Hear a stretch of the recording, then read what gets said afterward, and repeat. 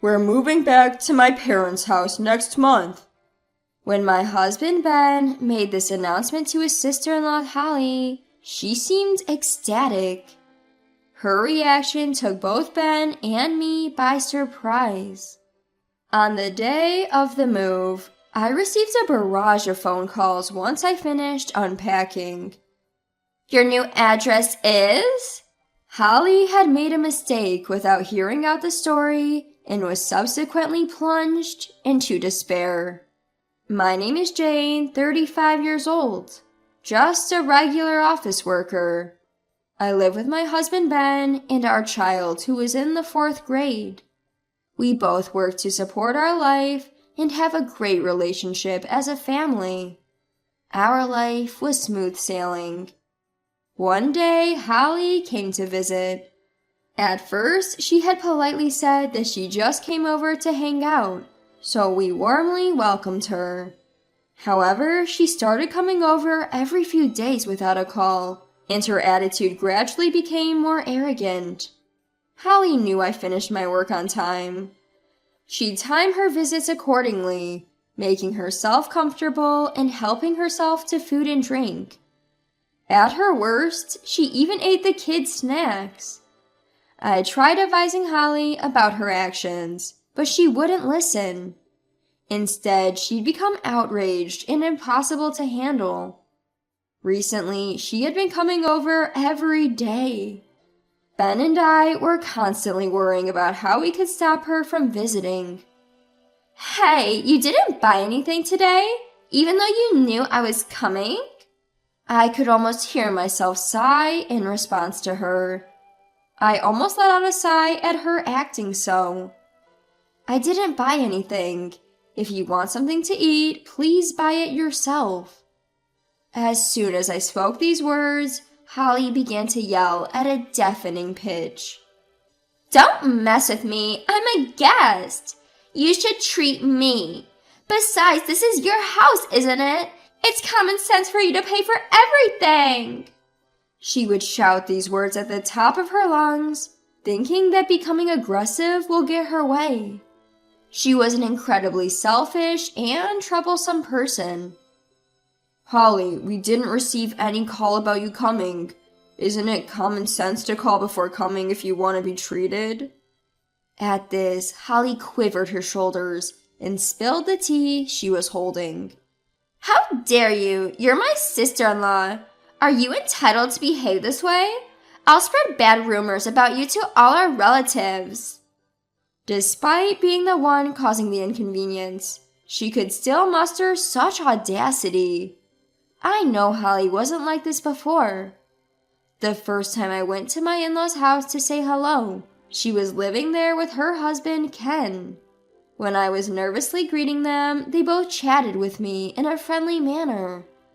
Thanks to them, I could relax and talk, got warmly welcomed by my in-laws, and successfully married Ben. But when I met her after a long time, she was a different person. Even when I asked her if something happened at her in-laws, Holly refused to answer. At first, I thought I could support her, but as she started visiting us daily and behaving without restraint, I became fed up. Gradually, I started behaving coldly towards her, which made her actions even more extreme. "I want a drink. Go buy it. Now!" Holly commanded me, who was cooking, to go outside as if she was chasing me out. My bag, which was in the living room, was thrown outside. Although I was agitated and wanted to decline while picking up my bag, Holly blocked the door and wouldn't let me in until I brought what she asked for. "Please stop it. My husband is going to be home soon.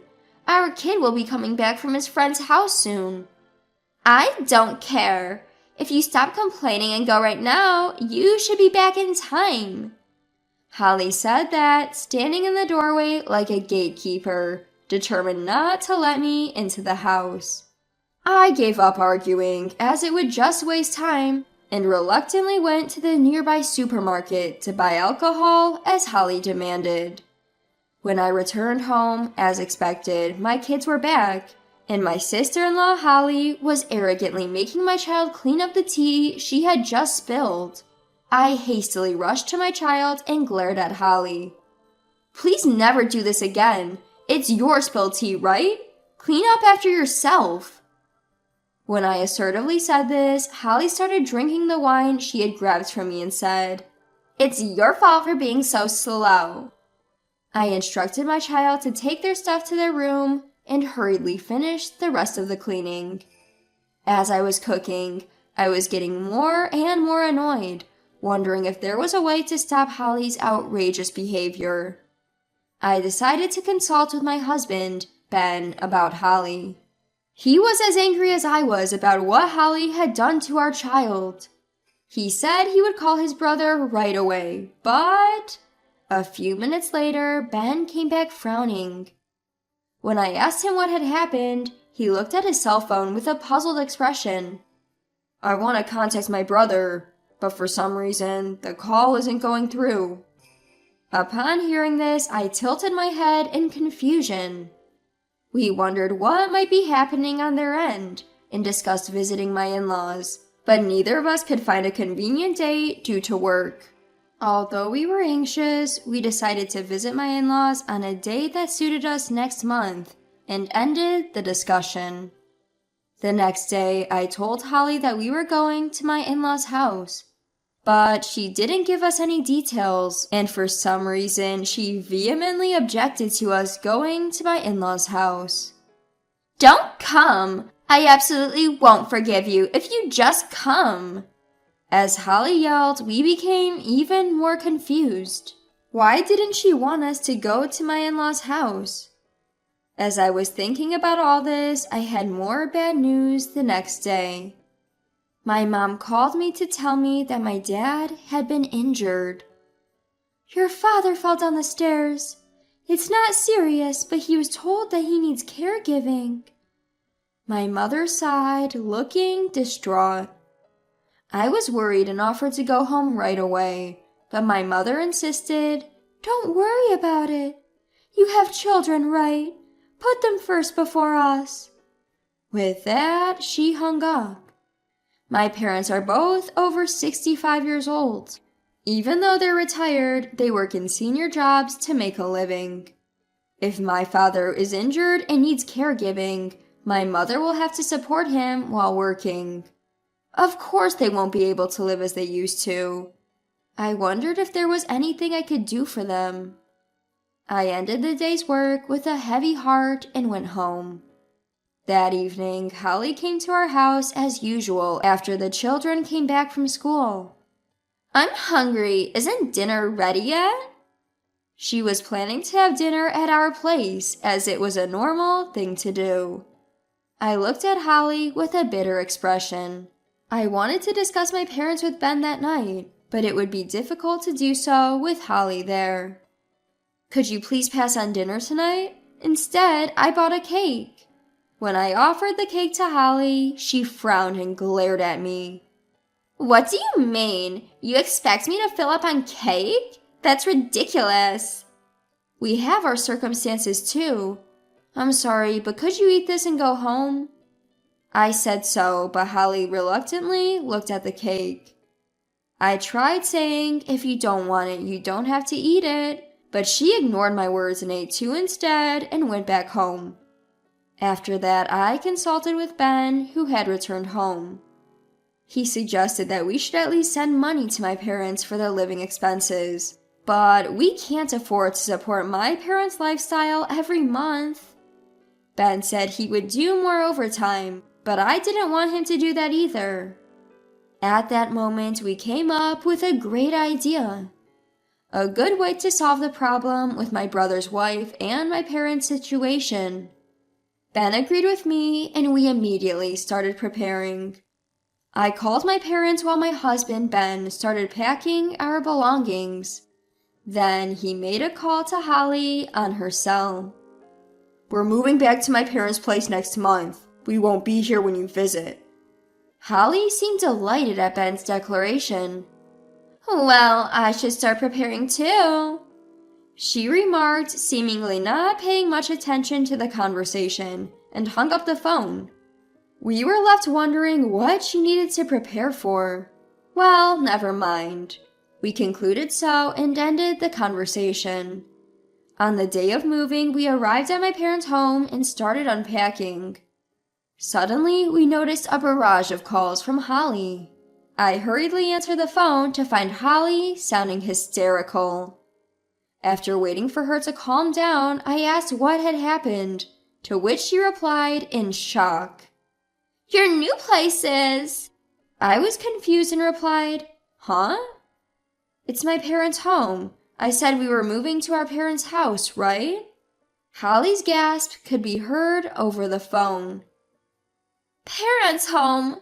Ben mentioned it, so I assumed you were moving here." Surprised, I immediately asked Ben, who was nearby playing with our child. Ben, seemingly oblivious, replied, "I clearly said our parents' home." "Did you explain it was my parents' home?" "I was cut off before I could explain. Anyway, it's not really a big deal, right? You also said, well, never mind." That's when I first realized there had been a huge misunderstanding. "I'm sorry, Holly, we didn't move to your parents' home. We've already finished moving. Ben tried to explain, but you hung up." As I explained, Holly started protesting angrily. "I didn't know. Explain properly. I assumed you were coming here. My plans are all messed up. What are you going to do about this?" And so Holly started to berate me. When I asked her about her plans, Holly revealed something astonishing. "I assumed you'd handle all the tedious house chores when you moved in with us." I was left speechless at her words. Ignoring Holly's derisive attitude, I explained why we chose to move. "We were having a hard time with your frequent visits, Holly. Around the same time, my mom told me that my dad got injured and needed care. When I discussed this with Ben, he suggested we move to my parents' home, as it would keep you away and we could help my mom." Upon hearing this, Holly could only say, "Huh?" in a threatening tone. My parents' home is conveniently located near our child's school, and it was also close to our workplaces, so the move went smoothly. It was like killing two birds with one stone. Although we had intended to explain this to Holly, she had hastily ended the call, so we didn't feel it was our fault. "Move here right now!" Holly demanded, raising her voice, but I flatly refused. While I didn't hate the idea of living with Holly's family, I couldn't stand the thought of being exploited. Besides, my parents are having a hard time right now. Even after explaining this, Holly wouldn't accept it. "So, you won't listen to me?" Suddenly, we heard Ben's brother's voice. Holly gasped and moved away from the phone. "Is everything okay, Holly?" As I asked this, Holly pleaded in a frantic voice. "Please, just come here now." "What do you mean?" "Just hurry." I wonder what on earth my sister-in-law is so anxious about. Overwhelmed by Holly's words, I was at a loss for words, and then she abruptly ended the call. After ending the call, I told my husband Ben about what my sister-in-law had said, and he let out a grunt. "We need to check it out, I guess," he said, offering to drive. In the midst of just having moved and being busy with various things, I informed my parents that we were going to my in-laws. Fortunately, both of my parents were at home, so they agreed to take care of the kids. Thanks to them, Ben and I could head to my in-laws together. Upon arriving at my in-laws, I immediately walked into the living room. There, I found Holly with a gloomy face, and my mother-in-law and brother-in-law with angry expressions. As soon as they noticed us, they offered us tea and explained the situation. "Actually, Holly ran away from home after we blamed her for her extravagant spending. We tried to contact her many times, but we couldn't get through. It's been tough," said my brother-in-law, glaring at Holly. I was shocked and opened my eyes wide upon hearing this. I hadn't even thought that Holly had run away from home. Ben was similarly stunned, looking at Holly in disbelief. Holly even used my savings! I called her several times to get my money back, but I couldn't reach her at all. Then she suddenly came back home today. I was surprised when I heard that you were moving in, but it seems that was a misunderstanding. Taken aback, I instinctively shook my head. Then Holly, who had been silent so far, raised her voice in protest. First of all, it's your fault, Mom, for meddling in my affairs. I spent the money to relieve the stress from you. It's not a big deal. Holly slammed her fist on the table with her face flushed. However, neither my mother-in-law nor brother-in-law backed down. Enough with your excuses. You quit your job out of the blue and decided to be a stay-at-home wife. But you didn't do any housework or cooking, did you? You dumped all the troublesome tasks on us. How can you be stressed out? That's right. You used all the living expenses that Mom and I earned on your designer bags. This is unacceptable. Something's wrong with you. Both my mother-in-law and brother-in-law raised their voices in anger with their faces flushed. Seeing their attitude, Holly, showing no remorse, looked away, not taking the situation seriously. We had no idea that things were like this at my in-laws. At this, my brother-in-law's voice grew louder. Enough is enough. It seems like you're also causing trouble for my younger brother, aren't you? If you're so dissatisfied, let's just get divorced. Don't ever interfere with us again. When my brother-in-law said that, Holly's face suddenly turned pale and she started to panic. Wait. Why does it have to come to that? I was just trying to take care of you two. Hearing Holly's excuse, Ben and I sighed. It was us who took care of you. You came over every day, ate and drank whatever you wanted from our home, even had dinner, without paying for the groceries or lifting a finger to help me. When I said that, my brother-in-law glared at Holly with a sharp look. Well, that's because it's your house. I'm a guest, so why do I need to pay money? Holly spoke so selfishly that we were speechless. My brother-in-law, determined not to back down, pulled out divorce papers from the shelf. I've been struggling with this. Holly, I can't put up with you anymore. Sign these papers right now and leave. Don't ever come near this house or my younger brothers again. At my brother-in-law's intense spirit, Holly was taken aback. Also, you have to repay Mom's savings in full, okay? Let's discuss it properly through a lawyer. Upon hearing that, Holly was visibly shocked, her face turning pale. I wonder how much money she used. From her reaction, it seemed to be a considerable amount.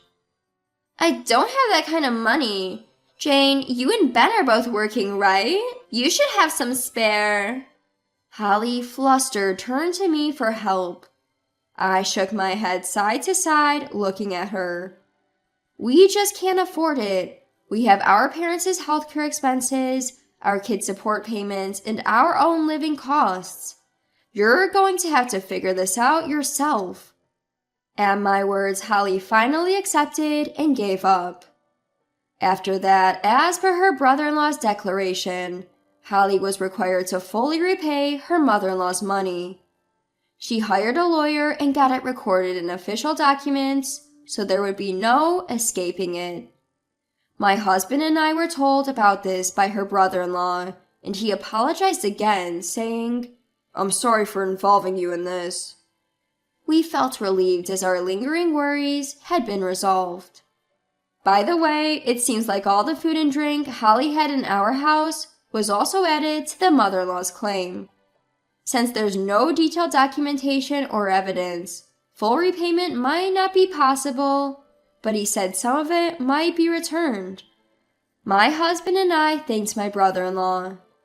Apparently, she had borrowed money to cover her expenses when she had run away, and now she's living on the edge due to that debt as well. Meanwhile, I'm spending my time helping my mom at my parents' home.